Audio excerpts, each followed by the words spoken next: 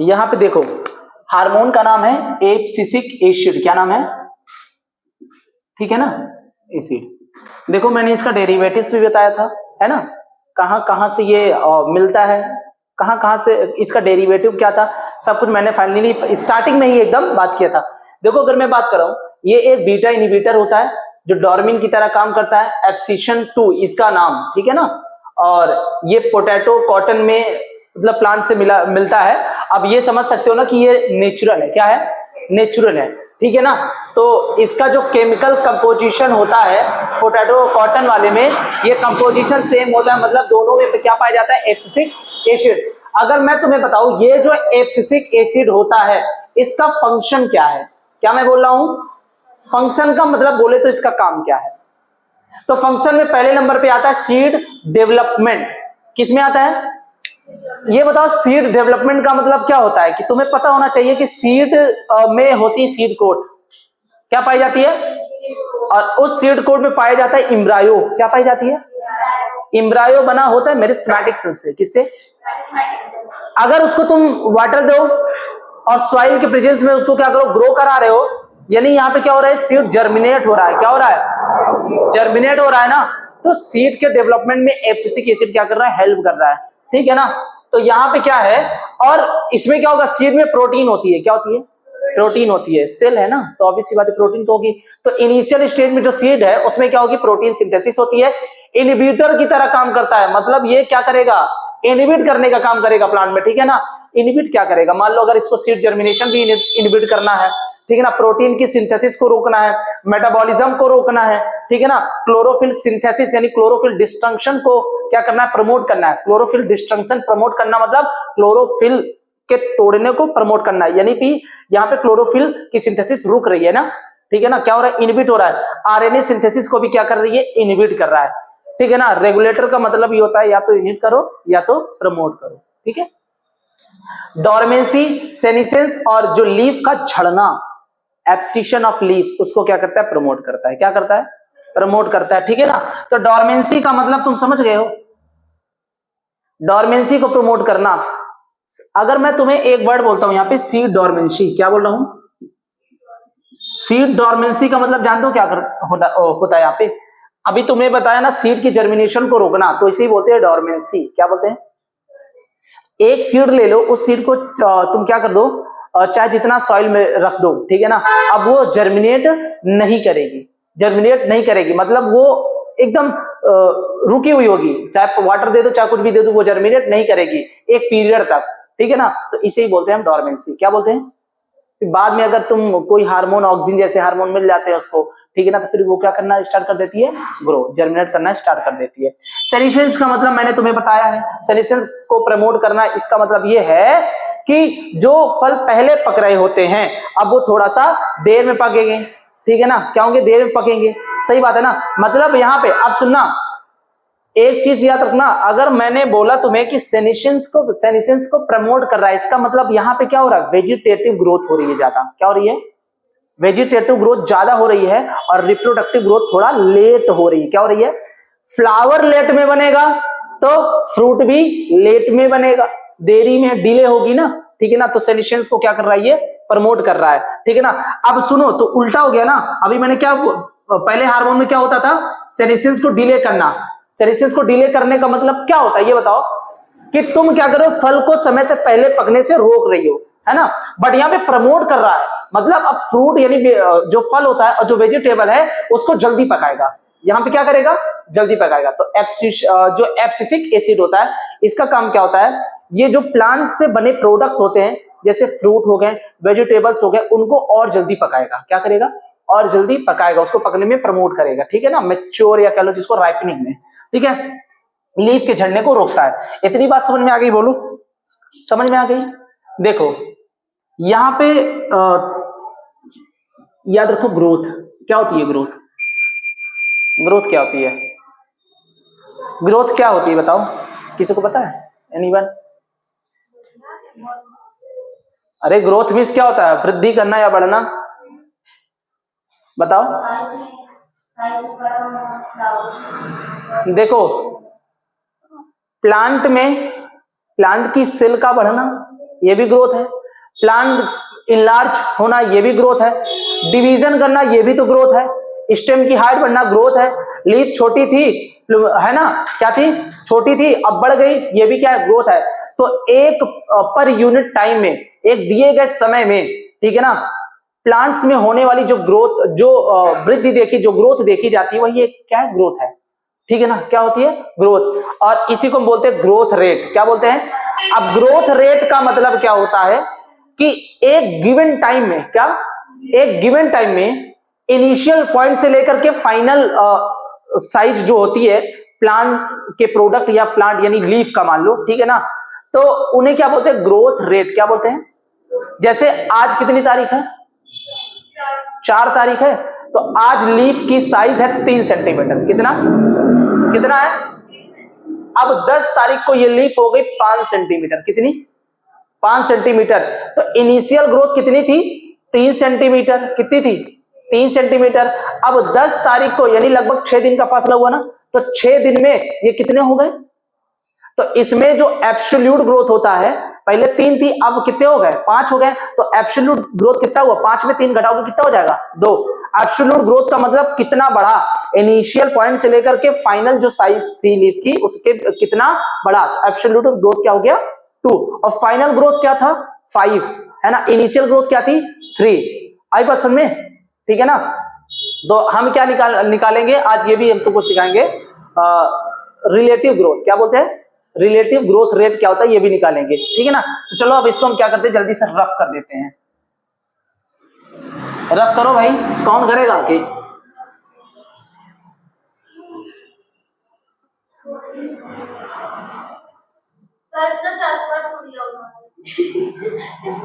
क्या टूट गया? किसका चश्मा? तो क्या हुआ? अंधे को आंख दे तो कोढ़ी को आया। आगे नहीं बोलूंगा, वो कुछ देर वो उसमें समय लगेगा। हाँ हाँ। मैं निर्धन हूँ, मैं निर्धन हूँ। इतने अच्छे स्टूडेंट मिले हैं,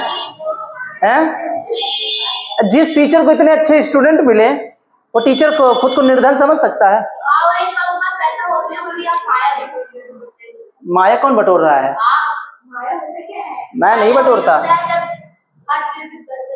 मैं माया नहीं बटोरता, मैं कुछ और बटोरता हूँ। चलो इधर देखो बेटा, चलो चलो सिम्मी, नाक बहाना बंद करो आप। ग्रोथ रेट मैंने बोला, क्या बोला? ग्रोथ रेट, ठीक है ना। तो यहां पे क्या लिखोगी? ग्रोथ ऑफ प्लांट्स कर लो या कोई ऑर्गेनिज्म ले लो, ठीक है ना, in given unit of time, ठीक है ना। एक दिए गए समय में जो ऑर्गेनिज्म ग्रो कर रहा है उसे क्या बोलते हैं? ग्रोथ बोलते हैं। क्या बोलते हैं? ग्रोथ होती है 2 प्रकार की, एक होता है एरिथमेटिक ग्रोथ। क्या होती है? और एक होता है जियो, ठीक है ना, जियोमेट्रिक ग्रोथ। वो लगा लो, जियोमेट्रिक ग्रोथ, जियोमेट्रिक ग्रोथ, ठीक है ना। चलो इधर सुनो, एरिथमेटिक ग्रोथ की अगर हम बात करते हैं, मैं प्लांट की केस की बात कर रहा हूं ना, किसके? प्लांट में। तो ध्यान सुनना, तुम ध्यान नहीं दे रही हो, इधर ध्यान दो, पहले बता दे रहे हैं, बर्बाद ना करो अपना समय।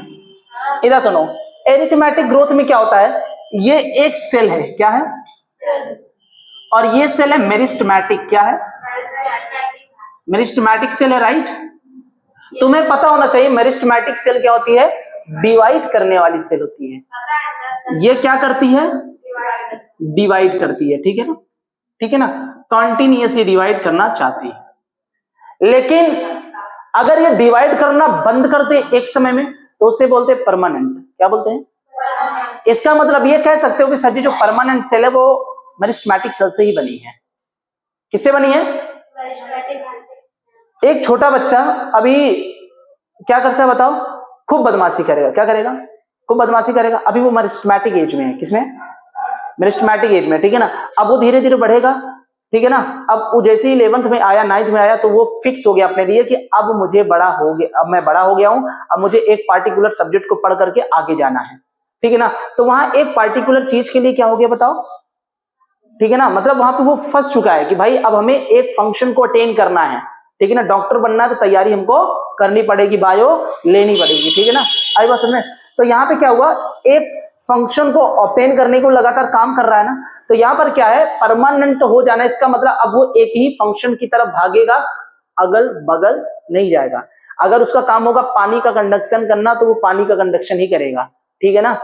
जाइलम का काम क्या होता है, पानी को रूट से उठाना, प्लांट्स तक पहुंचा देना, ठीक है ना। अगर उसका काम होगा कि बने हुए लीफ में जो भोजन होता है, जो स्टार्च होता है, उसे पूरे प्लांट तक पहुंचा देना, तो वो फ्लोएम का काम होगा। किसका? फ्लोएम ये नहीं कहेगा जाइलम भाई मैं तेरे दर पे काम कर ले, तो तू मेरे बगल में आके काम कर ले, ऐसा कुछ नहीं है। तो एक पार्टिकुलर फंक्शन को अटेन करना, ये काम होता है परमानेंट सेल का। किसका? ठीक है ना। तो यहां पे ध्यान से देखो, ये सेल है मेरिस्टेमेटिक, अब ये डिवाइड करी, क्या की, कितनी हुई, 2 सेल हो गई।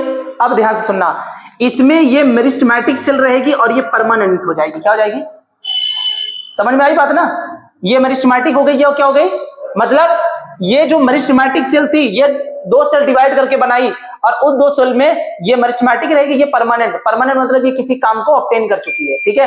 अब क्या होगा, अब ये भी डिवाइड करेगी, तो इससे बनेगा 2 सेल ना, और ये परमानेंट वाली सेल थी ऑलरेडी, है ना। ये परमानेंट वाली सेल तो रहेगी ना भाई, ये डिवाइड किए तो 2 बनी, परमानेंट सेल तो थी। अब ये डिवाइड करके बनी, तो ये मेरिस्टेमेटिक और ये भी परमानेंट हो गई।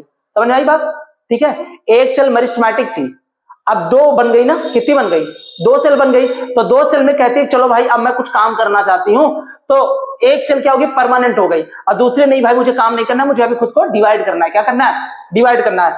तो ये सेल डिवाइड करके 2 सेल बना ली थी ना, है ना। तो उसमें से भी एक मेरिस्टेमेटिक और एक परमानेंट हो गई, अब बाकी ये वाला तो है ही है, सही बात है ना, ये सेल तो यहाँ पे ही है। अब क्या हुई, अब ये वाली फिर से डिवाइड करेगी, मेरिस्टेमेटिक बनाएगी, ठीक है। 2 सेल बनाती है, अभी हम कह नहीं रहे मेरिस्टेमेटिक है क्या है, 2 सेल बनाई, कितनी बनाई, 2 सेल, एक ये एक ये। अब ये बनाएगी, ये भी परमानेंट हो जाएगी, और यहाँ पे 2 सेल तो तुम्हारी परमानेंट है ना।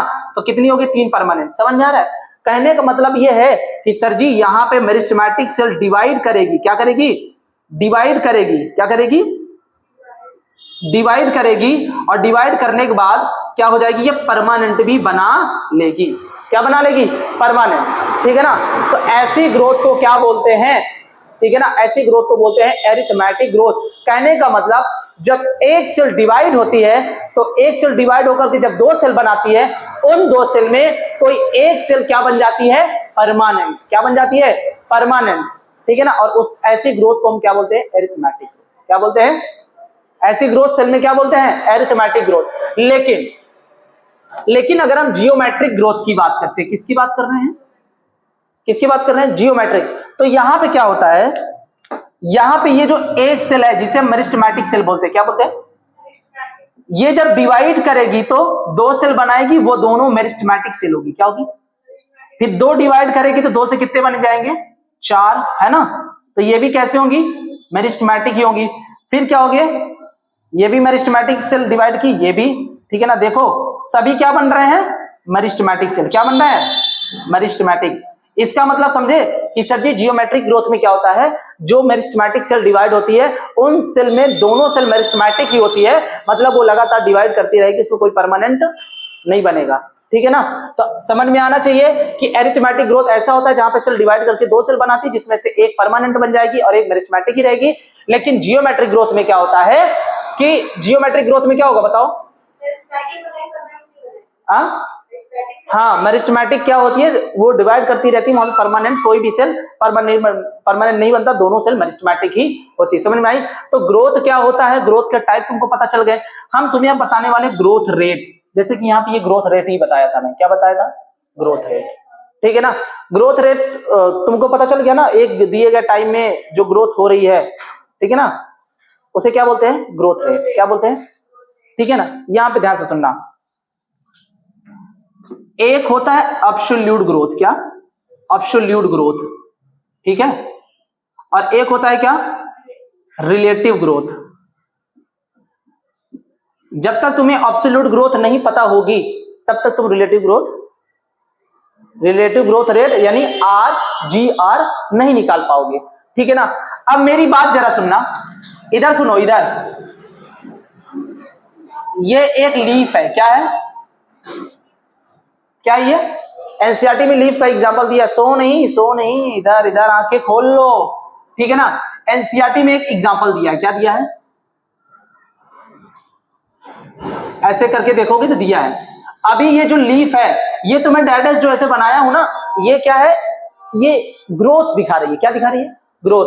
तो अभी ये लीफ कितना है, 5 सेंटीमीटर, कितना है, लेकिन कुछ समय बाद ये क्या हो गई बताओ, बढ़ करके कितना हो गई, 10 सेंटीमीटर, कितना हो गई, कितना हो गया, ठीक है ना। इससे क्वेश्चन आते हैं, नीट में भी क्वेश्चन आते हैं। अब देखो ये जो लीफ तुमको दिख रही है ये क्या है, तो मुझे बताओ लीफ की इनिशियल ग्रोथ क्या है, कितना है, 5 सेंटीमीटर, ठीक है ना। अब मुझे बताओ यहां पर फाइनल ग्रोथ देखो, W1 से, W1 जो होता है एनसीईआरटी में दी है, W1 इसे बोलते हैं इनिशियल ग्रोथ रेट, W2 इसे क्या बोलते हैं, फाइनल ग्रोथ रेट, ठीक है ना।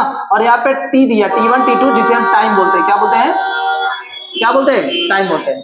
तो अभी 5 सेंटीमीटर है ना, 5 सेंटीमीटर है ना, अब कितने हो गए, 10 सेंटीमीटर। तो इनिशियल ग्रोथ क्या है, 5 सेंटीमीटर लीफ का। अब फाइनल क्या हो गया, फाइनल ग्रोथ क्या दिख रहा है बताओ, 10 सेंटीमीटर, कितना, तो 5 से 10 हो गए, इसके बीच में कितना बढ़ाया तुमने, तो 10 में 5 माइनस कर दो। तो ये जो 5 है क्या है, ये जो 5 सेंटीमीटर बीच में निकला ये इसका एब्सोल्यूट ग्रोथ है, क्या है, क्या इसका, बताओ, समझ में आई बात। तो तुम्हें क्या निकालना पड़ेगा, रिलेटिव ग्रोथ रेट का फॉर्मूला क्या होता है पता है, एक फॉर्मूला होता है W1 minus W2 upon time, ठीक है। और एक हम और तुमको सरल बता रहे हैं, पता है क्या, ये बता रहे हैं, एक तो तुम्हारा हो जाएगा एब्सोल्यूट ग्रोथ, क्या, एब्सोल्यूट ग्रोथ रेट, ठीक है, अपॉन इनिशियल, क्या, इनिशियल ग्रोथ रेट इनटू 100, ठीक है। तो हम टाइम हटा दिए ना, अब हम और सरल करने के लिए ये कर लिए। अब मुझे बताओ एब्सोल्यूट ग्रोथ कितना था बताओ, 5 सेंटीमीटर, इनिशियल कितना था, 5 सेंटीमीटर, इनिशियल 5 सेंटीमीटर था, ठीक है ना। एब्सोल्यूट क्या था, 5 से 10 में कितना बीच बढ़ा, 5 बढ़ा ना, तो क्या हो जाएगा 5/5 इंटू, यहाँ पे फाइनल नहीं लेना है, ठीक है ना, फाइनल तो सब सामने दिया, इंटू ये। अब इसको और इसको काट दिए तो कितना बचा, 100, क्या बचा, तो ये जो 100 क्या है, ये इसका है रिलेटिव ग्रोथ रेट ना, समझ में आई बात, ठीक है। तो लीफ की इनिशियल साइज क्या थी, 5 सेंटीमीटर, ठीक है, और 10 सेंटीमीटर इसका फाइनल साइज हो गया। तो बीच में कितने की ग्रोथ हुई, 5 की, तो 5 जो बीच में ग्रोथ हुई है उसको बोलते हैं एब्सोल्यूट ग्रोथ, ठीक है ना। और क्या करोगे, absolute growth upon initial growth into 100 कर दोगे, ये तुम्हारा निकल आएगा। अब इसका बताना, ए इधर सुनो, ए सब लोग इधर देखो, यहां पे इधर ध्यान दो, ये एक लीफ है, क्या है, अब इसकी ग्रोथ पता है क्या हो गई, इधर सुनो, ये 50 सेंटीमीटर है, कितना है, ए इधर देखो 50 सेंटीमीटर है ना, अब ये हो गई कितना, 55 सेंटीमीटर। इधर ध्यान दो, तुम पढ़ नहीं रही हो क्या, इधर सुनो, इधर देख लो थोड़ा क्या हुआ, इधर देखो लीफ की साइज क्या है, इनिशियल 50 सेंटीमीटर है, ठीक है ना, फाइनल 55 सेंटीमीटर है, एब्सोल्यूट ग्रोथ 5 हो गया ना।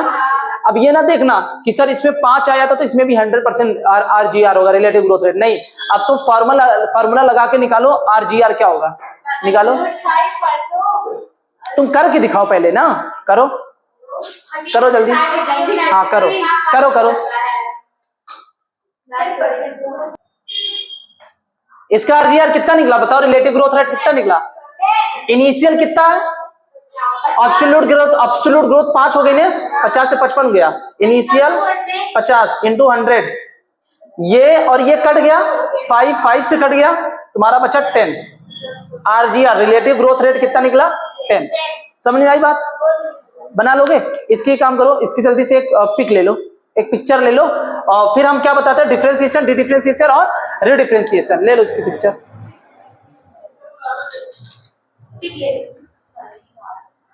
क्या है ये बोलो तो खत्म हो जाती है। क्या 12th में फिजिक्स नहीं पढ़ोगी क्या? हाँ? 11th में है? अच्छा 11th में है फिजिक्स, पढ़ा है, याद है सब? ये एरर चैप्टर का ही एब्सोल्यूट रेट और रिलेटिव पढ़ना।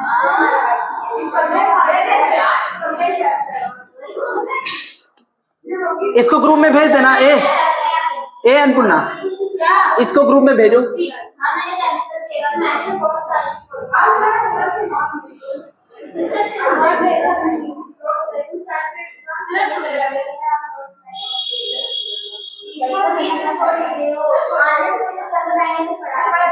डिफरेंशिएशन, इधर सुनो, तुम्हें ये पता होना चाहिए डिफरेंशिएशन क्या होता है, डी डिफरेंशिएशन क्या होता है और री डिफरेंशिएशन क्या होता है। सही से बैठो पहले, सब एकदम सोए हुए हो। देखो इधर ए लड़की इधर तक पहले, सोई जाती है एकदम। डिफरेंशिएशन, ठीक है ना? डिफरेंशिएशन क्या होता है, नाम से पता चल जाना चाहिए। डिफरेंशिएशन का मतलब डिफरेंशिएट हो जाना। क्या हो जाना? ठीक है। छोटा बच्चा था, मस्त एकदम घूम रहा था, बड़ा हो गया, तन्हाई में जी रहा है। तन्हाई का मतलब यहाँ पे क्या है? अकेला है, उसको अकेले काम करना है, अपना अकेले पढ़ाई करना है, उसको कुछ करना है लाइफ में। क्या करना है? तो पार्टिकुलर फ्यूचर के लिए वो क्या हो चुका है? स्टक हो चुका है, फंस गया। ठीक है ना? समझ में आई ना बात? तो यहाँ पे अगर तुम बायोलॉजी से रिलेट करोगे तो जो मेरिस्टेमेटिक सेल होती है वो परमानेंट सेल में कन्वर्ट हो जाना या डिफरेंशिएट हो जाना, इसे क्या बोलते हैं?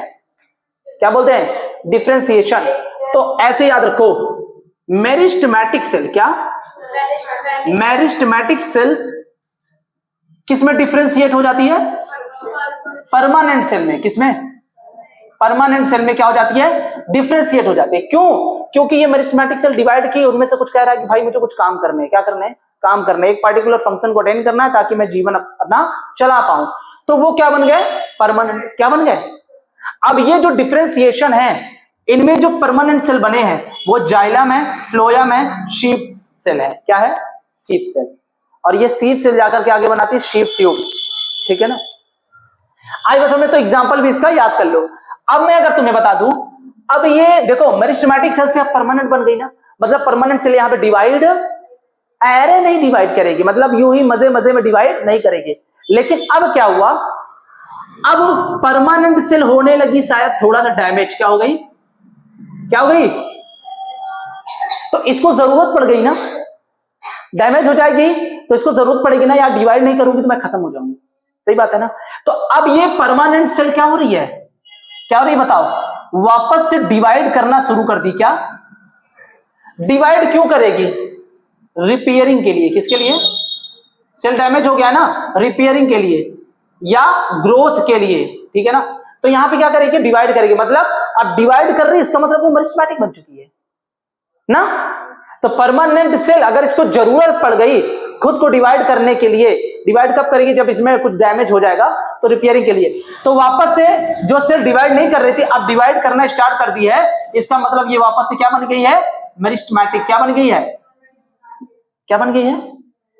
तो परमानेंट से मेरिस्टेमेटिक सेल का बन जाना, इसे ही क्या बोलते हैं? D differentiation. डी का मतलब उल्टा, उल्टा है ना? क्या बोलते हैं इसको?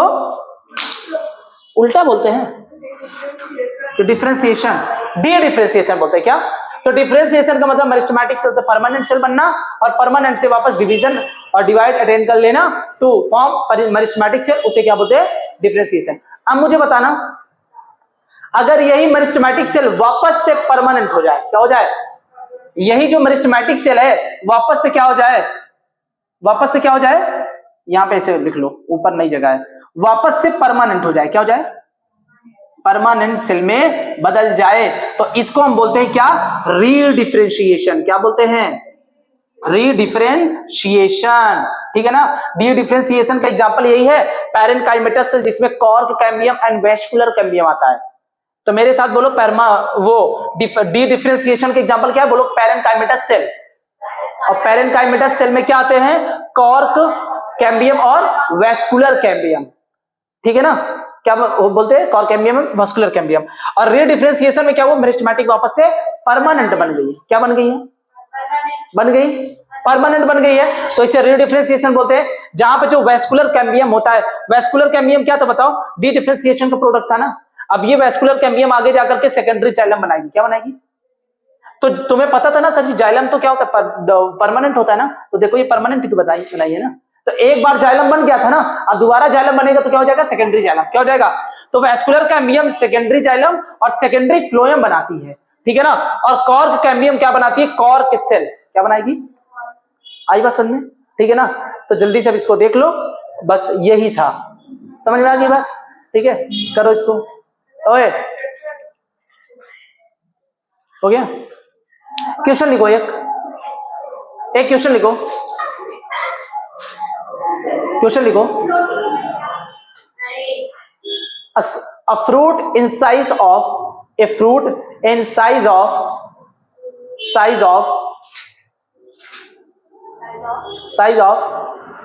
70 सेंटीमीटर, 70 सेंटीमीटर, हाँ 70 centimetre, and after a time